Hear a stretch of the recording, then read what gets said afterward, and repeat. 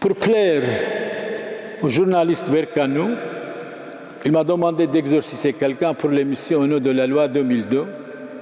Nous étions avec lui, j'étais avec lui à Mons. C'est la première fois d'ailleurs. J'ai voulu exorciser quelqu'un, l'exorcisme de notre pape Léon XIII, mort en 1903. J'ai toujours dit à ce monsieur qui était malade, si vous ne dites pas que le démon est parti, il ne partira jamais. Pierre Neufort, vous étiez aussi avec moi devant ça. Plusieurs fois j'ai répété, si vous ne dites pas le démon est parti, il ne partira pas devant tout le monde. Et alors ils ont comploté quelque chose contre le Père Samuel, où il a oublié que le micro est avec lui. Il a dit n'importe quoi, ce monsieur. Mais j'ai dit ça devant tout le monde. Voilà, Pierre Neufort écrit au journal Dernier Heure une lettre. Ceci, voilà. Monsieur, Madame, j'aimerais apporter mon témoignage au sujet de l'histoire du fameux micro pendant l'exorcisme, qui, je dois dire, a été monté de toutes pièces afin que l'émission soit colorée. J'étais présent à côté du révérend Père Samuel, on m'a même vu à l'image.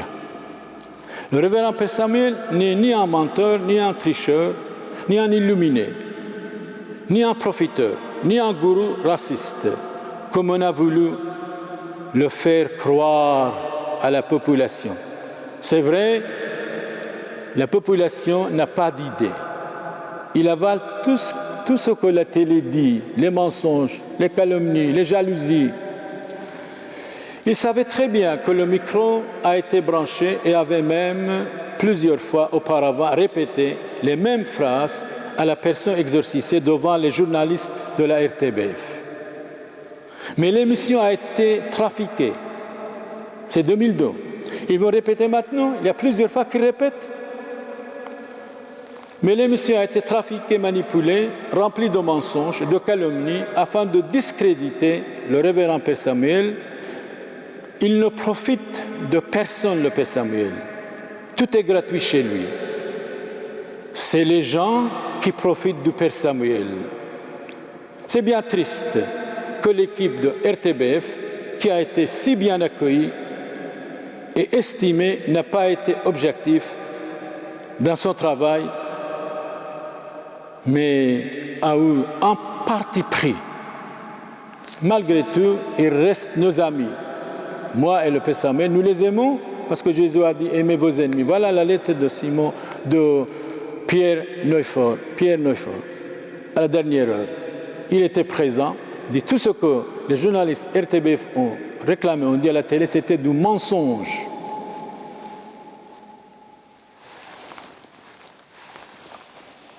Il y a aussi un certain Bernard Raskin, visage caché, interrogé par Catherine Lorsignol.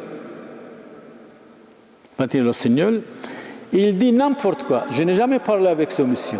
Je n'ai jamais téléphoné à ce monsieur. Sa mère était malade, handicapée. C'est délicat. Il n'y a personne qui s'occupe de nous. Nous voulions que vous veniez avec des autres, bénir notre maison. J'étais avec les autres. Je n'ai jamais bu son café. Je n'ai jamais demandé un franc. 300 km aller-retour. Nous sommes des serviteurs bénévoles et gratuits pour toute la société, quel qu'il soit, sans distinction de race, de classe, de religion. Je n'ai jamais parlé avec ce monsieur. Il disait n'importe quoi. Moi, tout de suite, quand quelqu'un est malade, je les envoie chez 3 médecins. D'ailleurs, sur le papier que je donne, consultez 3 médecins, s'il vous plaît. Voilà sa mère, ce qu'elle dit au sujet du Père Samuel à la police. À la police. Je répète, voilà ce qu'il dit. Le Père Samuel est un ami. Il s'agit d'un honnête homme. Et je lui porte encore toute ma confiance. C'est la mère de ce monsieur Bernard Raskin. C'est Thierry Raskin, ce n'est pas Bernard. Ce qui arrive uniquement dû à la méchanceté, ce qui arrive au Père Samuel, à la méchanceté des gens et à leur jalousie. Il dit ça à la police. Donc son fils, je n'ai jamais parlé avec lui, je n'ai jamais téléphoné, jamais. Jamais.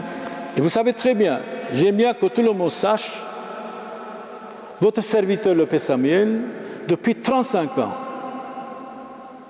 il travaille gratuitement pour tous les hommes, pour toutes les femmes, sans distinction. Bénédiction des maisons sur leur demande des gens, visite des malades s'ils nous demandent, baptême, mariage, funérailles, des obsèques, enterrement, tout gratuitement. Et depuis 35 ans, je suis en Belgique, je prêche, j'ai distribué. Mes avocats sont témoins aux nécessiteux, aux abandonnés, aux sans-abri, aux restés du cœur, aux malheureux, aux laissés pour compte, aux blessés du monde, aux naufragés du monde. 2 millions d'euros. Alors vous allez dire, mais d'où vient cet argent? Mais oui. Eh bien, même quand j'étais au séminaire au Liban, j'étais riche. Je distribuais l'argent aux séminaristes. Et depuis 1972, j'avais de l'argent ici en Belgique. Citibank à Bruxelles, Banque Sud belge à Gosselies, CPA de Gosselies. Et quand la police interroge le banquier, mais d'où il venait le PSA? Mais oui, je crois qu'il venait envoyer Banque nationale. On n'a jamais triché, on n'a jamais fait blanchiment d'argent. Donc, je suis quelqu'un qui dérange, on dirait, qui ose dire la vérité. La vérité, vraiment, c'est Jésus-Christ lui-même. On n'a pas le droit de mentir, jamais. Sinon, si j'étais mauvais, méchant, pervers, tant de monde ne viendrait pas à la messe ici. Tous les dimanches, l'église est pleine. Et je dis tout de suite, si quelqu'un ne veut pas rester, vous pouvez partir, la porte est là. La porte est là. Et mes avocats étaient étonnés dès que j'ai aidé les nécessiteux, les malheureux, les abandonnés, les restes du cœur, les sans-abri, les laissés pour compte, les blessés du monde, les naufragés du monde, avec preuves incontournables et inattaquables. Jusqu'à maintenant, ils ont donné 1200 reçus au parquet. Il y a encore 1500 reçus encore, ils vont donner au parquet. Ce sont des preuves inattaquables. Moi, prendre l'argent des gens, jamais. C'est le contraire. Je suis au service de tous, bénévolement, gratuitement, résolument, avec une gentillesse, une tolérance pour tous les hommes, quels qu'ils soient. Nous devons les aimer bien, les respecter, les aider. Quoi qu'il arrive, vaille que vaille, coûte que coûte. Mais Alfred de Musset disait, une femme ne pardonnera jamais quand vous la refusez. Alors ces femmes qui nous attaquent, c'est ça. Parce que j'ai refusé leur demande, ils ne pardonnent pas. Ils disent n'importe quoi. Ce sont des ennemis, mais nous devons les pardonner, les estimer. Les journalistes, il y a de bons journalistes, heureusement, nous devons les estimer.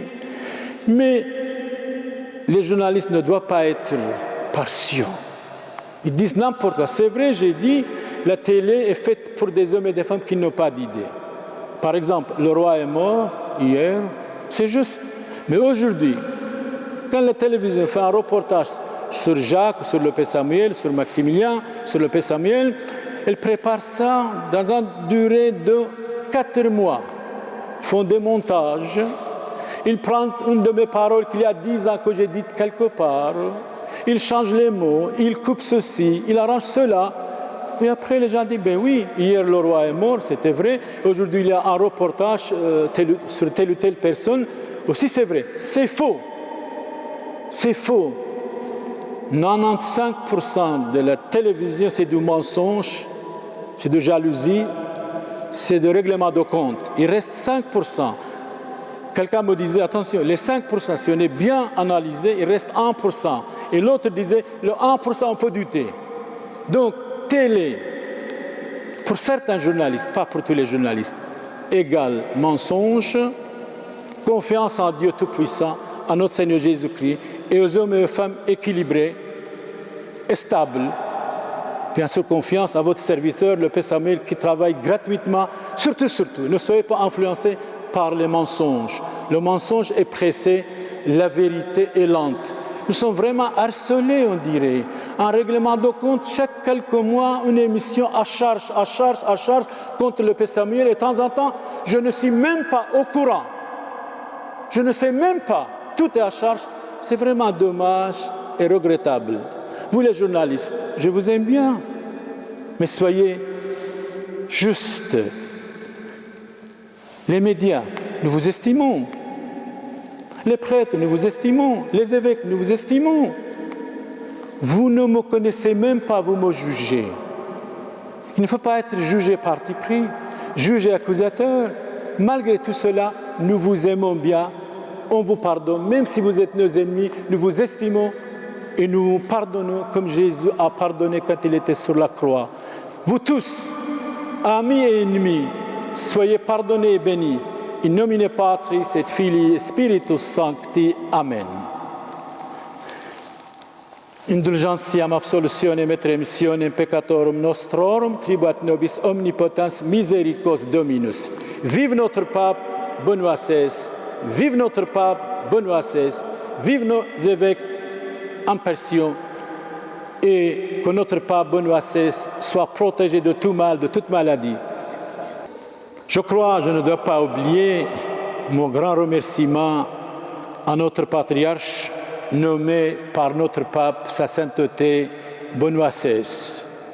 Notre patriarche d'Antioche, actuellement habite au Liban, Ignace Youssef III Younan. Je remercie grandement ce patriarche intelligent, spirituel, mystique. Il m'a compris. C'est pour cela qu'il m'a nommé en Belgique pour les réfugiés de l'Irak, pour toute personne qui a besoin de moi. Je remercie notre patriarche, que notre patriarche vive longtemps, et la Sainte Église catholique et l'Église araméenne syro-catholique. Seigneur Jésus, exaucez-nous. Et vous les fidèles, vous pouvez compter sur moi chaque minute. Je suis à votre disposition, non seulement en parole, mais en action, gratuitement, saintement et bénévolement. Allons dans la paix de Christ. Amen.